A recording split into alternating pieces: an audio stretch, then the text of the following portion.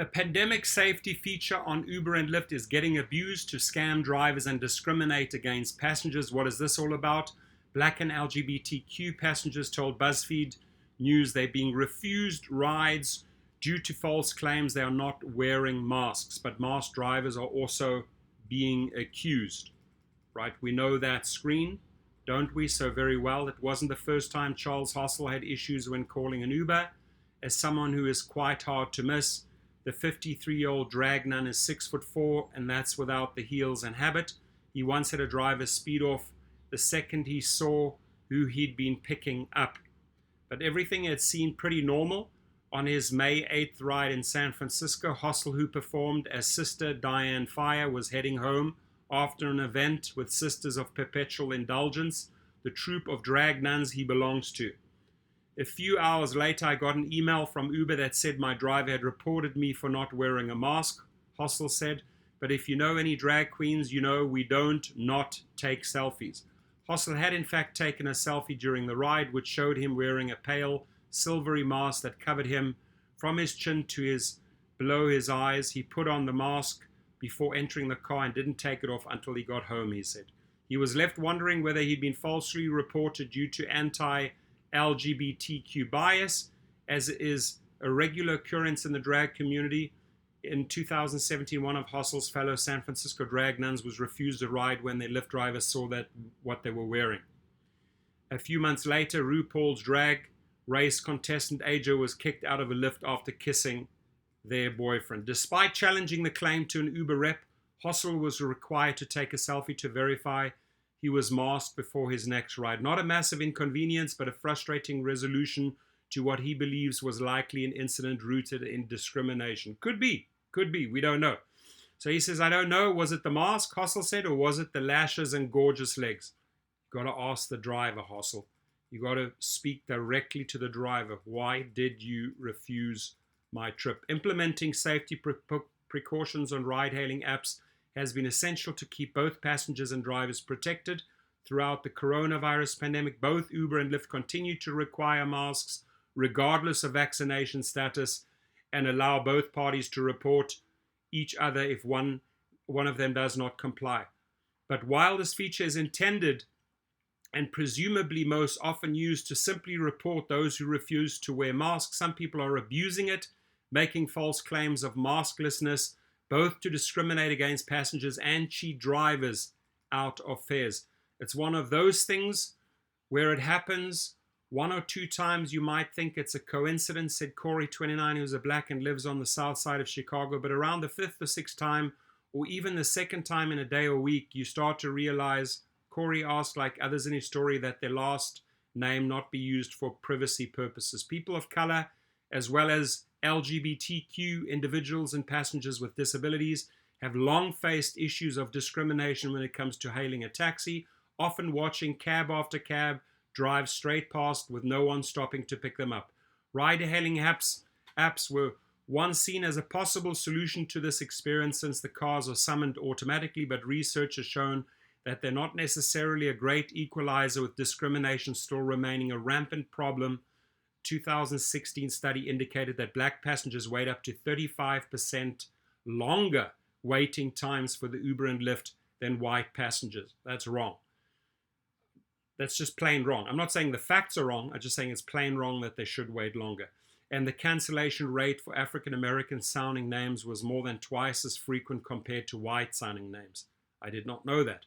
As the ride-hailing industry has adapted to the pandemic, so too has discrimination.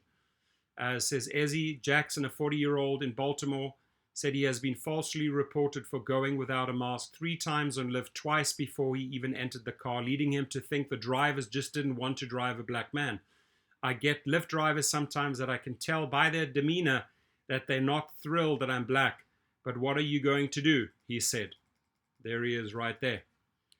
Corey, the Chicago resident, said they'd lost track of the number of times they've been falsely reported for not wearing a mask, and that their friends and colleagues living in the predominantly black neighborhood have experienced the same. Especially now, access to transportation is an important issue, Corey said, and having access to the most popular rideshare service taken away because of false claims is concerning, both to me and for people worse off than me. So Corey wants these reports from passengers to be taken seriously when they're true, but that can be hard to determine when it's one person's word against the other. It's important for the safety of the driver for that option to be there, because there are people who will just jump in the car without a mask on, said Corey. There we go. So representatives for Lyft and Uber said the companies have processes in place to scope out fraudulent claims, but declined to further specify how many complaints about the masks they receive and how they are investigated. However, a spokesman for Lyft told BuzzFeed they take claims of false mask complaints seriously, while we encourage both riders and drivers to decline to accept or cancel rides if they ever feel unsafe. We also take action if we believe a driver or rider is using the penalty-free cancellation policy fraudulently. An Uber representative also said their company does not tolerate discrimination. The vast majority of trips have resulted in no reported mask issues, the Uber spokesman said. However, if we are made aware of an incident involving discrimination, we will investigate and take appropriate action, including removing access to Uber. Many Uber and Lyft drivers live in constant fear of getting unceremoniously booted off the app. Drivers who spoke with BuzzFeed said the companies have a reputation for siding with customers, that is true, over workers when complaints arise, and falling short of anything but a top-notch driver rating can be all it takes to lose your source of income, according to leaked documents obtained by Business Insider in 2015. Uber's drivers whose ratings slip below 4.6 average can be deactivated. But for now, that's a fate even the highest rated drivers have to worry about. In Facebook groups and Reddit forums, swaths of ride-hailing serve drivers have said they have been falsely reported for going maskless, with many saying it's happened to them multiple times. Some just get slapped with a warning and are temporarily required to take a selfie showing their mask before picking up riders, but others have been suspended or permanently deactivated as a result.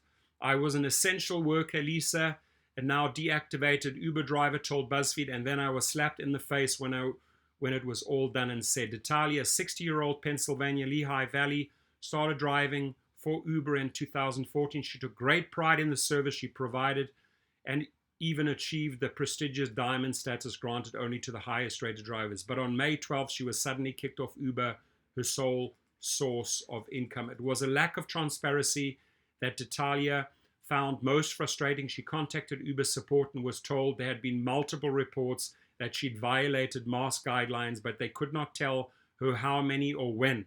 Of course, it's Uber support. What do you think? Or provide any other details. This came back as a shock to her because she's always wore her mask while driving.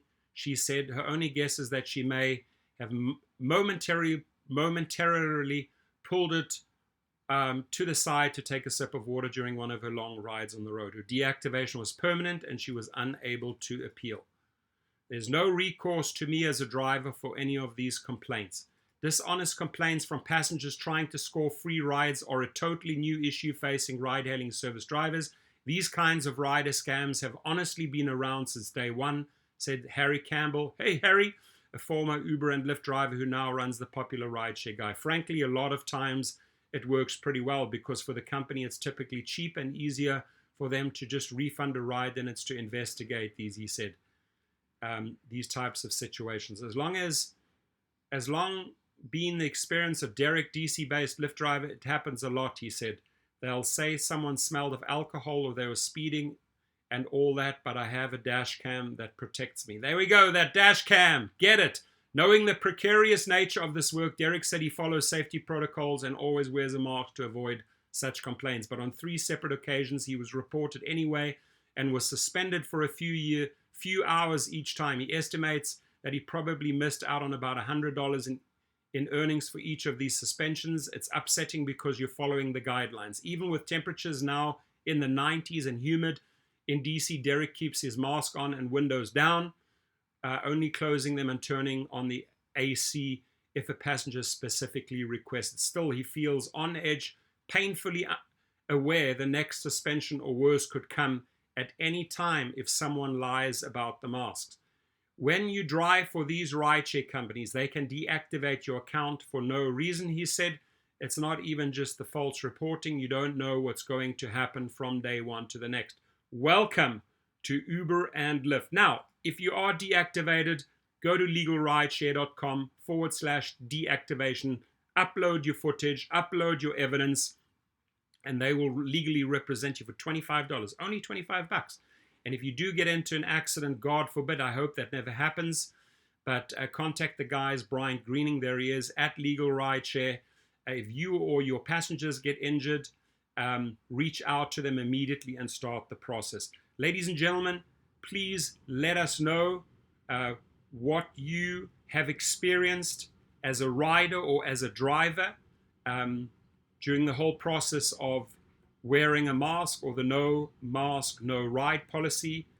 Did you have any negative experiences along the way? I'm really interested to hear your feedback. Have a wonderful day, drive safe, and until next time, subscribe and like.